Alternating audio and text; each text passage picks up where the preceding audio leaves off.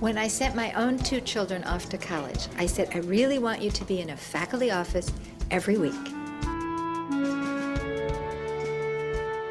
I give the same advice to our incoming students here. You have to build this. You have to take advantage of the opportunities. Faculty who make contact with students, students who make contact with their faculty, this builds a partnership.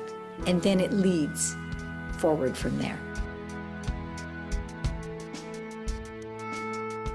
He isn't going to draw kind of an income-based line, but he has some other kind of criteria for differentiating who should and shouldn't be able to wield suffrage. Jonathan? I'd actually have to disagree with you again. All right.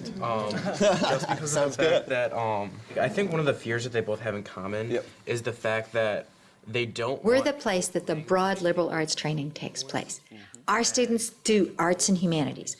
Our students do social science. Our students do science. That you can obviously see that kind of that effect today, where you can go. This broad foundation in the liberal arts isn't a training for a particular path. It's a set of skills that are good for a lot of paths.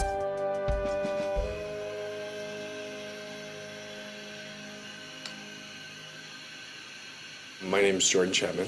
I am a junior, and I study biology and geology.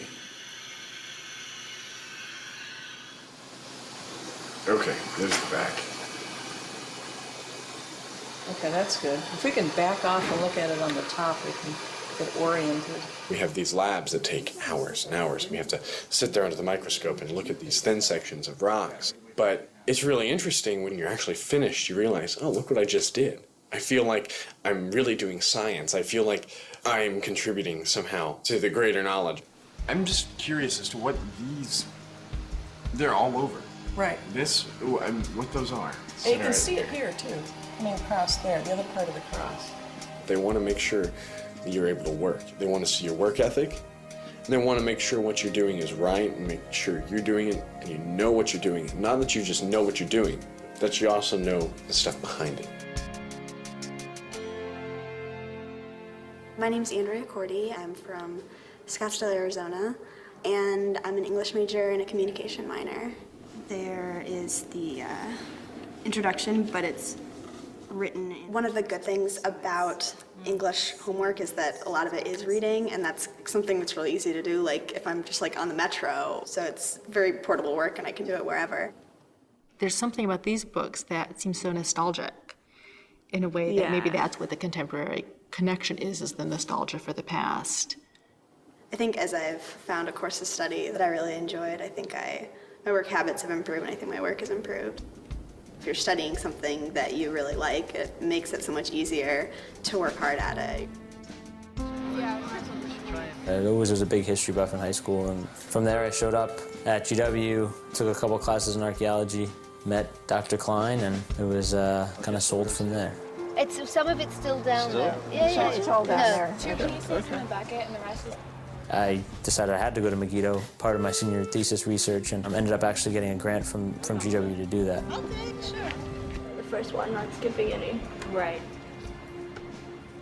I'm a planner, so I have to have everything planned out, and I set aside certain times for certain classes. Planning has helped me tremendously. My name is Najma Zapna. I'm currently a senior, majoring in chemistry, and I'm working in Dr. Dowd's lab. That's great. That's a perfect job. Yeah, because you can see the ones that you loaded slower are sitting much nicer in the wells. Do you see that? Yeah.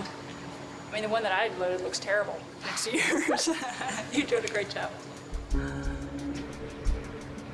If you just say you want to do something, but you never show up to class, you never do any of the work outside of class, you just study the night before the exam and expect to take the exam and ace it, then that's just, you don't really want it. You want the idea, but you don't really want the actual thing you're reaching for. Yeah, there we go. Good. And if you don't get every single... It doesn't matter if they're of the elite or if they're a white land-owning man, that doesn't affect. In high school, it's about attending your classes, doing your studying, doing well on the exams. That is part of it here. But you're also here in a scholarly environment. And we're looking for students to talk about ideas, and we're looking for students to make connection with their faculty. It prevents one section of the population, a majority, from taking over all the ideas and taking over all the policies, and they're always willing to stop for a minute, talk to you, have a conversation. And that's really an incredible thing about GW and the professors here, that they really are friendly people, and they're really there to help you and be your mentors and guide you through this four-year experience. I think it was what Connor said. I was kind of surprised by how close that we've actually become throughout these lessons. Like B major and D flat major, just because they're all close. The closeness that comes with style teaching is kind of natural, but I didn't think that we'd have that close of a relationship. It's new, but it's something that I've grown fond of. Go.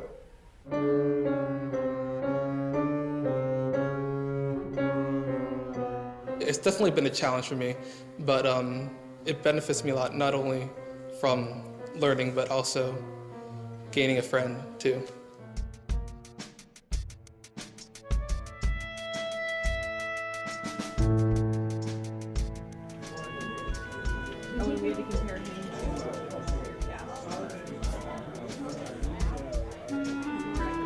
The real goal is for students to find their passion.